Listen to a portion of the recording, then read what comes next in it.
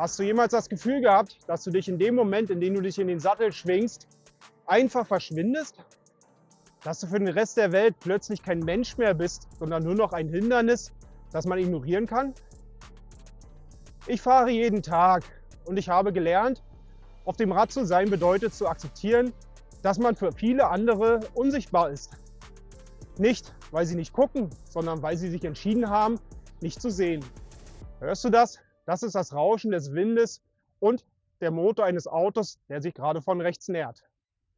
Ich höre den Motor, ich sehe den Fahrer nicht. Ich bin in seinem toten Winkel. Stell dir vor, du sitzt auf dem Sattel, dein Herz schlägt ruhig, du spürst den Wind im Gesicht und dann diese eine Einfahrt. Du siehst das Auto, wie es langsam vorwärts rollt. Der Fahrer, er starrt nach links auf die Fahrbahn. Er scannt den fließenden Verkehr, aber sein Blick gleitet über dich hinweg, als wärst du aus Glas.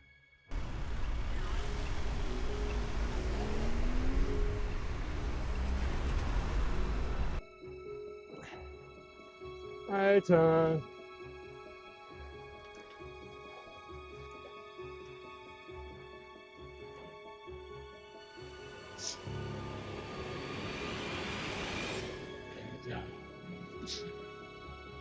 Er sieht mich nicht. Er will mich nicht sehen. Dieser Millimetermoment. Ich ziehe an der Bremse, mein Herz rast jetzt. Ich stehe direkt neben seinem Fenster. Ich könnte seine Tür berühren, so dicht stehe ich neben ihm. Der Geruch von Abgas, das Ticken seines Blinkers. Er dreht den Kopf und in diesem Augenblick das Erschrecken in seinen Augen, dieser kurze Schockmoment, wenn die Realität ihn plötzlich einholt. Und da ist ein Mensch.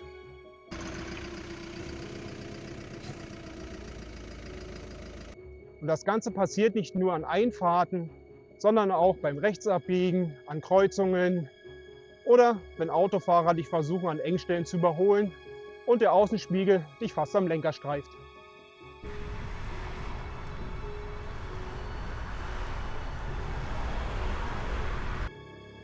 Ich könnte diese Aufzählung noch weitermachen. Eine ganze Weile sogar. Doch, ich glaube, ihr kennt diese Situation genauso gut wie ich. Und bei all diesen Situationen fällt mir immer wieder auf, dass es nicht nur die Nackenstarre bei den Autofahrern ist, sondern das Augen zu und durch Prinzip. Viele Autofahrer haben verlernt, den Raum um sich herum wahrzunehmen. Sie sehen die Straße, aber nicht den Weg. Und während sie nach ihrem Radiosender suchen oder auf ihr Display starren, bin ich in Lebensgefahr.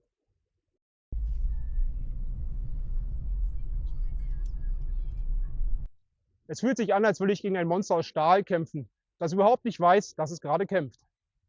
Man entwickelt einen sechsten Sinn für diese Gefahr. Man sieht es an der Ausrichtung der Reifen oder der Art, wie der Kopf des Fahrers geneigt ist. Ich fahre nicht nur Rad, ich lese die Welt um mich herum, wie ein Protokoll aus potenziellen Gefahren. Und das ist der Punkt, den viele übersehen. Wir Radfahrer sind nicht unachtsam. Wir sind diejenigen, die für euch mitdenken, weil ihr es oft nicht tut. Und das ist im Vergleich zum Autofahren eine doppelte Belastung, weil nicht nur unser Kopf, sondern auch unsere Beine arbeiten müssen.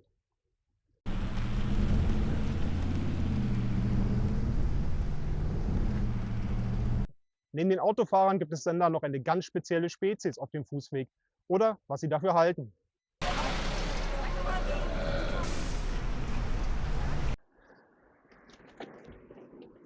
NPCs auf dem Fahrradweg. Manchmal fühlt es sich an, als würde ich durch eine Szene aus The Walking Dead fahren. Eine ganze Armee aus Smartphone-Zombies, die den Asphalt für sich beanspruchen. Sie hören dich nicht, sie sehen dich nicht. Sie sind in ihrer digitalen Blase gefangen. Der Blick ist fest verankert im Display, das Gehirn ist irgendwo im Internet, aber der Körper wandert einfach mitten auf der Fahrspur.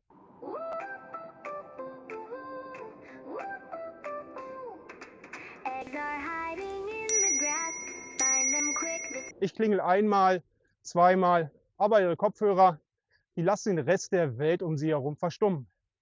Sie hören nur ihre Playlist. Ich fahre im Schritttempo direkt hinter ihnen. Ich sehe ihre Nacken, ich sehe ihre entspannte Haltung. während ich hinter ihnen langsam rolle, den Puls bei 120 und darauf warte, dass einer von ihnen ohne Vorwarnung einen Schritt zur Seite macht. Und wenn ich dann endlich vorbeikomme, der Blick, den ich dann ernte, ist nicht: Entschuldigung, ich habe dich nicht gehört. Nein, es ist: Warum bist du hier? Es ist dieses Gefühl, dass der Raum, in dem ich mich bewege, für sie gar nicht existiert. Dass mein Radweg nur ein Teil ihres eigenen Gehweges ist, eine Erweiterung ihres Wohnzimmers. Und während ich versuche, das Gleichgewicht zu halten mit 3 km/h und einem Finger an der Bremse, werde ich zum Eindringling in ihre Welt, die eigentlich Platz für uns alle hätte. Trotz all der unaufmerksamen Fahrer, trotz der Walking-Dead-Momente, ich steige morgen wieder auf diesen Sattel. Ich fahre trotzdem, weil das Gefühl, sich aus eigener Kraft durch die Stadt und das Land zu bewegen, durch nichts zu ersetzen ist. Und ich weiß, dass ich nicht alleine bin. Ich sehe euch da draußen, wie ihr an den Kreuzungen kurz innehaltet, wie ihr aufpasst, wie ihr für andere mitdenkt.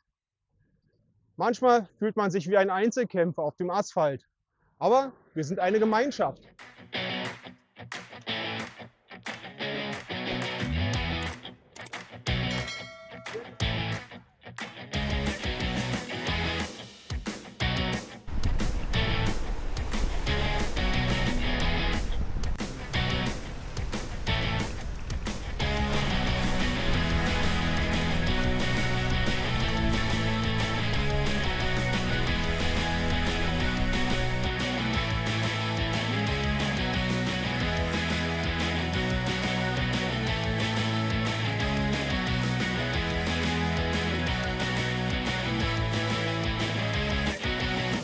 Mit den Stücken, die wir entworfen haben, wollten wir genau das festhalten.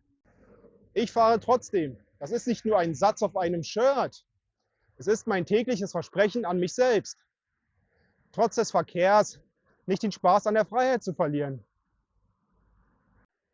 Und du bist nicht allein. Das ist für jeden von euch, der das heute kennt. Wir teilen die Straße, wir teilen das Risiko, aber wir teilen vor allem diese Leidenschaft. Radfahren ist unser Kampf um Sichtbarkeit. Aber es ist ein Kampf, den wir gewinnen, wenn wir nicht aufgeben, achtsam zu bleiben und unseren Platz einzufordern. Wenn ihr Teil dieser Bewegung sein wollt oder einfach zeigen wollt, dass ihr da draußen seid, schaut gerne mal im Shop vorbei. Wir haben diese Statements nicht gemacht, um damit aufzufallen, sondern um zu zeigen, dass wir zusammengehören. Ich würde wahnsinnig gerne wissen, wie es euch ergeht. Was ist der Ort in eurer Stadt, den ihr am meisten meidet? Lasst es uns in den Kommentaren diskutieren. Vielleicht bringt uns das ein Stück näher zusammen. Danke, dass ihr heute mitgefahren seid. Wir sehen uns vielleicht mal draußen auf der Straße. Ciao, euer Manuel.